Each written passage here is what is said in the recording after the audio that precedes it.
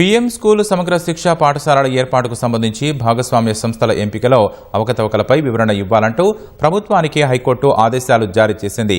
PM school Sarva Shiksha Abhiyan పథకాల కింద కుంభకోణం, నిధుల దుర్వినియోగంపై పూర్తి వివరాలతో కౌంటర్లు దాఖలు చేయాలంటూ కేంద్రం రాష్ట్ర ప్రభుత్వ ప్రధాన కార్యదర్శి, పాఠశాల విద్యాశాఖ ముఖ్య కార్యదర్శి, సమగ్ర శిక్ష అభియాన్ రాష్ట్ర ప్రాజెక్టు డైరెక్టర్, వ్యక్తిగత హోదాలో జాయింట్ డైరెక్టర్ వెంకట నరసమ్మలకు హైకోర్టు నోటీసులు జారీ చేసింది. వృత్తి విద్యా కోర్సుల భాగస్వాముల ఎంపికలో భాగంగా బిడ్డర్ల నుంచి అధికారులు కోట్ల రూపాయలు ముడుపులు తీసుకుని నచ్చిన వారికి కేటాయించడంతో 2024-25 సంవత్సరానికి బిడ్డింగ్లను నిలిపివేశారంటూ ఓ న్యాయవాది లేఖ రాశారు. దీంతో వృత్తి విద్యా కోర్సుల్లో శిక్షణ పొందాలనుకునే పేద విద్యార్థులకు నష్టం వాటిల్లిందన్నారు. నిధుల వినియోగంపై దర్యాప్తు జరిపించాలని లేఖలో కోరారు.